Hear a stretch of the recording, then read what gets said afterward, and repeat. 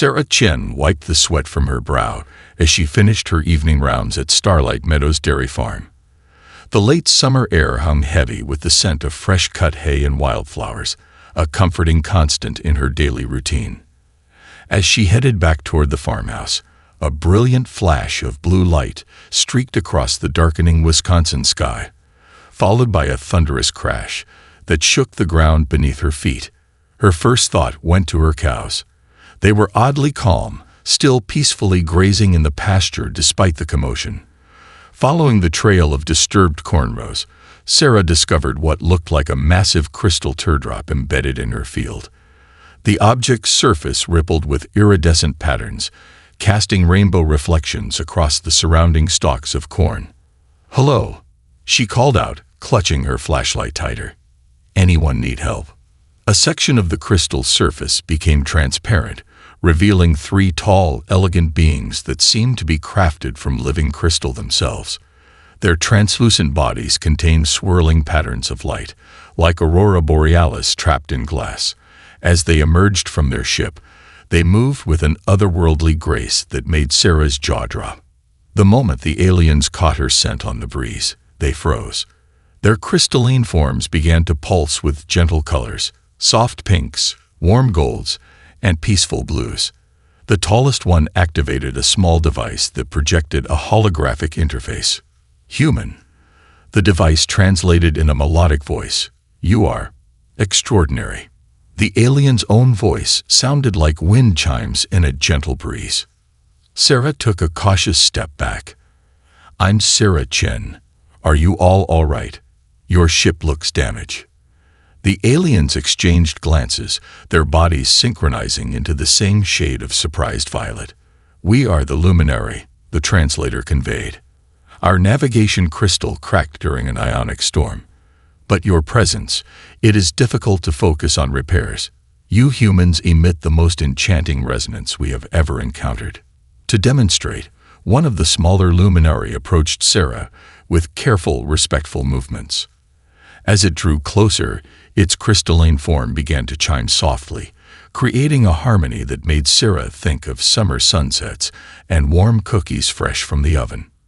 "Your natural aura interacts with our crystalline structure," the translator explained. "It creates sensations of profound peace and joy. May we remain in your presence while we repair our vessel. We promise no harm." Sarah looked at these beautiful beings, their forms now glowing with gentle rainbow patterns that somehow conveyed both respect and hope. Her grandmother had always told her to trust her instincts about people, and something about these aliens felt genuine. Besides, they seemed more interested in basking in her presence than anything sinister. "Well," she said with a smile, "I was just about to make some hot chocolate. I can't guarantee you'll be able to drink it, but you're welcome to experience whatever it is about humans that you find so fascinating.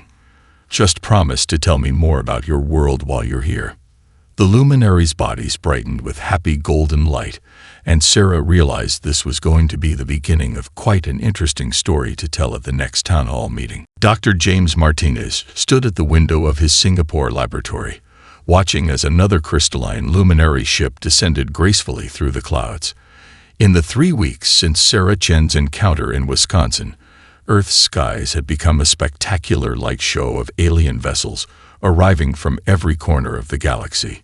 Each ship seemed more extraordinary than the last, bringing species eager to experience humanity's mysterious effect on their senses. "Doctor, you need to see this," called his research assistant Maya. She was monitoring the latest group of alien visitors, the Orions, beings of pure energy contained within specialized environmental suits. Their energy patterns completely transformed after 5 minutes of human interaction. James hurried to her station, adjusting his glasses as he studied the readings. The Orion's normal erratic energy signatures had settled into perfect, harmonious waves. More fascinating still, they were now producing patterns that matched human brainwave frequencies. "It's different from the luminary reaction," he noted, comparing the datasets. "They don't just sense us as a pleasant aroma or resonance. They're actually synchronizing with our consciousness somehow." The laboratory's doors whooshed open as Ambassador Lin from the United Nations Space Council arrived with their latest guest, a tall, graceful being covered in what looked like shifting starlight. Dr. Martinez, may I present Celestial Navigator Vela of the Stellarians. The Stellarian's surface rippled with points of light as it regarded James. Through its translator, it spoke. Your species, when we look at humans, we see the patterns of entire galaxies in motion. It's as though you carry the cosmos within you. James shared an amazed look with Maya. Each new species they encountered perceived humans differently, yet all the reactions were overwhelmingly positive. The luminary experienced humans as an enchanting resonance. The Orions synchronized with their energy, and now the Stellarians saw cosmic patterns in their very being. Would you be willing to participate in some basic interaction studies? James asked, gesturing to their comfortable observation room. We're trying to understand why different species perceive us in such unique ways. As they conducted the tests, Ambassador Lin shared the latest news. The Security Council is drafting the first interstellar treaties. 17 species have already offered advanced technology in exchange for supervised interaction sessions with human volunteers. The Luminary want to build a cultural exchange center in orbit around Earth. James nodded, watching as Vela's starlight patterns shifted into brilliant new configurations the longer they stayed in the observation room. We need to understand exactly what's happening before we proceed too quickly. These effects seem beneficial, but... He was interrupted by Maya's excited call. Doctor, the Stellarians' light patterns, they're not just responding to human presence. Look at these readings. They're storing the experience somehow, like emotional photographs. Ambassador Lin's eyes widened. Are you saying they can take these feelings back to share with others? More than that, James replied, studying the data with growing amazement. They're not just recording the experience. They're amplifying it. Each species that interacts with us seems to enhance a different aspect of human consciousness. We're not just meeting aliens anymore. We're discovering new dimensions of what it means to be human.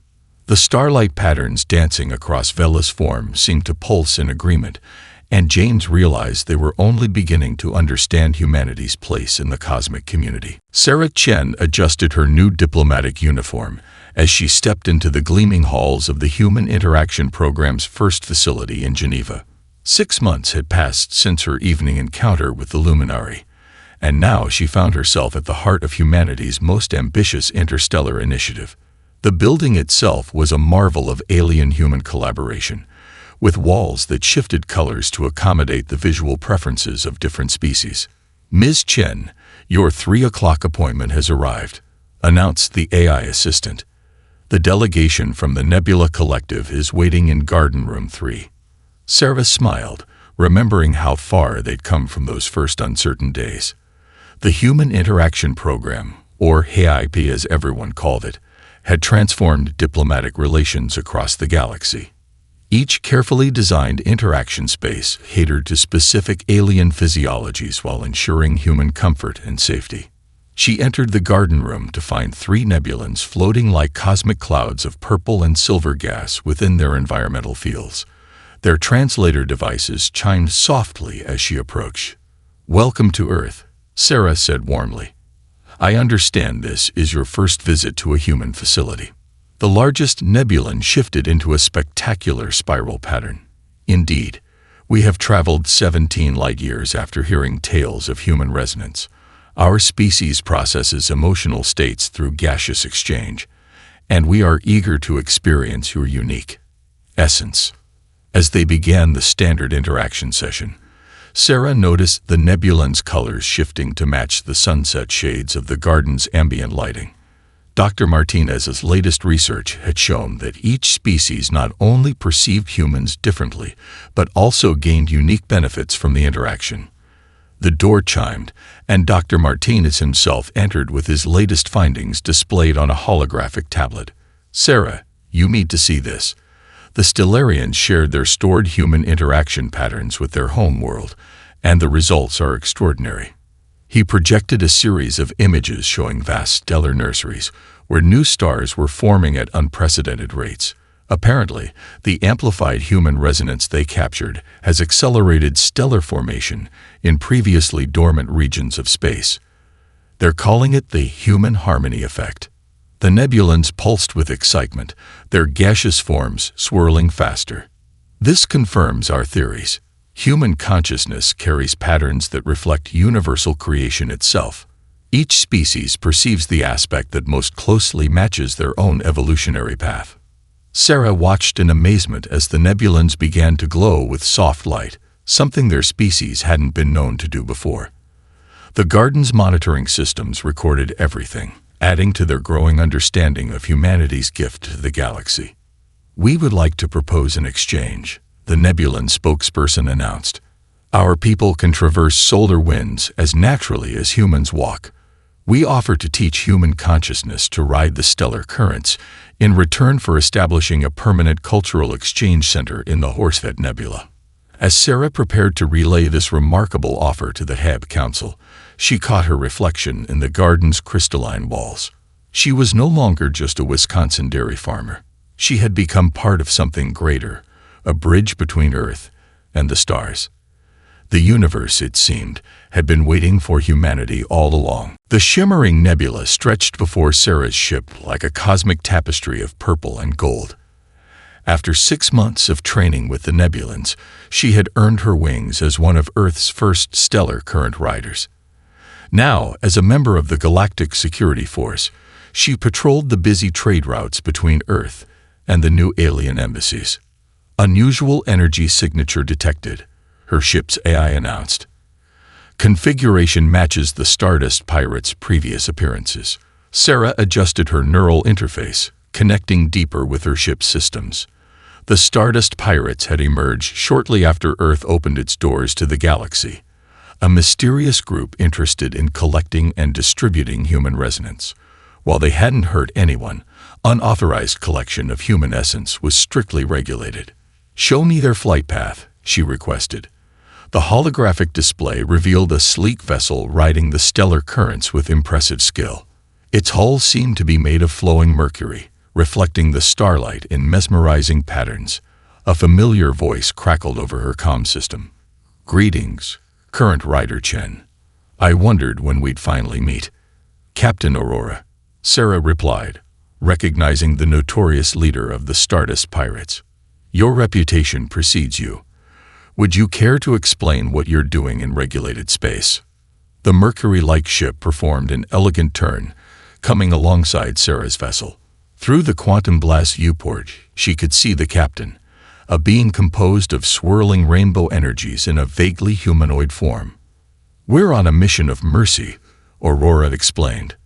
"There's a colony of crystalline beings in the Omega sector. Their sun is dying, causing their forms to become brittle. They need the harmonizing effect of human resonance, but they're too far from official trade routes." Sarah had heard of such cases. Despite Earth's best efforts, they couldn't reach every species in need. "That doesn't explain why you're collecting essence without authorization. Perhaps you should see for yourself," Aurora suggested. "We're carrying medical supplies as well. Join us for the delivery, and if you still want to arrest us afterward, we won't resist." Sarah knew she should call for backup, but something in Aurora's tone sparked her curiosity. "I'll follow you in, but no sudden moves." The journey to the colony took them through a spectacular region of space where ancient stars painted the void in shades of amber and blue. As they approached the colony, Sarah gasped. The crystalline beings were clearly suffering, their once bright forms dulled and cracking. Aurora's ship landed gracefully, and her crew emerged carrying containers of carefully collected human resonance along with other supplies. The moment they began distributing the essence, the effect was immediate and beautiful. Color and light returned to the crystal beings, their forms strengthening before Sarah's eyes. "We're not pirates in the traditional sense," Aurora explained softly. "We're more like cosmic redistributors. There are so many species out there who need what humanity can offer, but can't access official channels." Sarah watched as crystal children played in the renewed light of their strengthened forms, and she realized that sometimes the greatest good happened outside the boundaries of regulation. She had a lot to think about before filing her report. Dr. James Martinez stood motionless in his laboratory, staring at the holographic display with wide eyes. Beside him, his luminary colleague, Crystal Song, chimed with excitement as their latest test results materialized in shimmering light before them. "Run it again," James whispered, barely daring to believe what they were seeing. "This time, let's include the data from the Nebulan consciousness scans." Crystal Song's crystalline form pulsed with scholarly enthusiasm as she added the new data sets. The results remained the same, a pattern so beautiful and complex that it brought tears to James's eyes. "All this time," he said, his voice filled with wonder, "we've been studying how different species perceive humans, but we should have been looking at why they perceive us at all." The hologram showed an intricate web of neural patterns from various species, with human brainwaves at the center. Each alien consciousness resonated with human patterns in a unique way, but all of them synchronized to create something greater than the sum of their parts. Like a universal translation matrix, Crystal Song chimed, her form glowing with brilliant colors of discovery. Human consciousness naturally vibrates at frequencies that bridge the gap between different species' neural patterns. You are living universal translators. James nodded excitedly as he expanded the display. "That's why the Luminary hear us as music, the Stellarians see us as cosmic patterns, and the Nebulans experience us as emotional atmospheres. Each species connects to the aspect of human consciousness that most closely matches their own neural framework." Sarah Chen arrived just then, still wearing her current rider uniform after her encounter with the Stardust pirates. Her eyes widened as she took in the spectacular display. The pirates were right, she breathed, understanding dawning on her face. Their instincts about sharing human resonance with isolated species, they were tapping into this all along. Crystal Song's form shifted to a deep blue of contemplation. This explains why human resonance has such profound healing effects. You naturally help other species' neural patterns align with their optimal frequencies. James was already calculating the implications. Think about human history, how we've adapted to every environment on Earth, how we've created art that moves people across cultural boundaries, how we've built societies that can incorporate vast differences. We evolved as universal mediators, Sarah realized. Not the strongest, not the fastest, but able to understand and connect with any form of consciousness we encounter. The laboratory's AI chimed softly, announcing that the United Nations Space Council was requesting an emergency session to hear their findings. As they prepared their presentation, James caught a glimpse of Earth through the quantum blast windows. The pale blue dot that had once seemed so isolated in the cosmos now appeared to him as exactly what it was, the cradle of a species evolved to bridge the gaps between the stars. "Ready?" Sarah asked, watching as Crystal Song carefully archived their historical discovery. James nodded, gathering their data. Humanity was about to understand its true place in the universe, not as conquerors or subjects, but as the connecting threads in the grand tapestry of cosmic consciousness. The first interstellar harmony center bloomed like a crystal flower in Earth's orbit, its spiral arms stretching out to welcome vessels from across the galaxy. Sarah Chen watched from the observation deck as a luminary ship docked alongside a Nebulan transport, their vastly different designs complementing each other perfectly against the backdrop of Earth. 3 months had passed since Dr. Martin's and Crystal Song's breakthrough, and the changes in galactic society had been nothing short of miraculous. The center itself was a testament to this transformation, a place where different species could safely experience human resonance while learning from each other. "Current Rider Chen," a melodic voice called. Sarah turned to find Captain Aurora of the former Stardust Pirates, now officially appointed as head of the Remote Systems Outreach Program. The captain's rainbow energy form sparkled with purpose. "The first results from the Omega sector are in," Aurora reported, projecting a hologram of the once struggling crystal colony. "The permanent human resonance channels we installed are working better than we hoped. Their sun's energy has stabilized, and they're experiencing a cultural renaissance. Sarah smiled, remembering their first tense encounter. Now, the Pirates' distribution network had become the foundation for reaching distant species in need. And the new meditation chambers. A complete success. We found that different architectural designs can amplify specific aspects of human resonance. The Stellarians created spaces that enhance the cosmic patterns they see in humans, while the luminary chambers focus on harmonic frequencies. They walked together through the center's main promenade, where humans and aliens mingled freely. A group of young human students sat in a circle with crystalline beings, their combined energies creating beautiful patterns in the air. Nearby, a Nebulan elder was teaching a human child how to shape small gas clouds into dancing figures. Dr. Martinez emerged from his new research lab, accompanied by a delegation of scientists from 12 different species.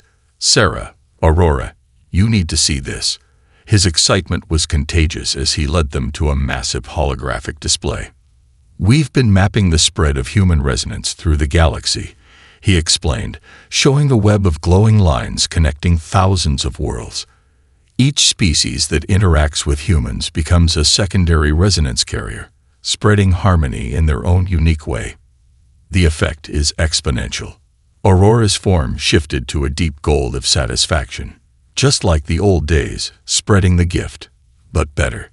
A soft chime announced the arrival of Crystal Song, who had just returned from establishing a new cultural exchange program in the Andromeda galaxy. Her crystalline form shimmered with stories of distant worlds. The ancient records were right, Crystal Song observed, her translations carrying the weight of historical significance. Many species had prophecies about a race that would bridge the gaps between conscious beings. We just never expected them to do it by being delicious. Sarah laughed, remembering her first startled reaction to the luminary so many months ago. Looking out at Earth below, she saw not just her home, but a beacon of unity in the vast cosmic sea. Humanity had found its purpose not in conquest or competition, but in bringing out the best in every species they encountered. Sarah Chen's morning meditation session, with a group of Stellarians, was interrupted by an urgent message from Dr. Martinez. "We have a situation in Hub 7, his hologram reported, looking concerned. The new quasar species is experiencing some unexpected reactions to human resonance.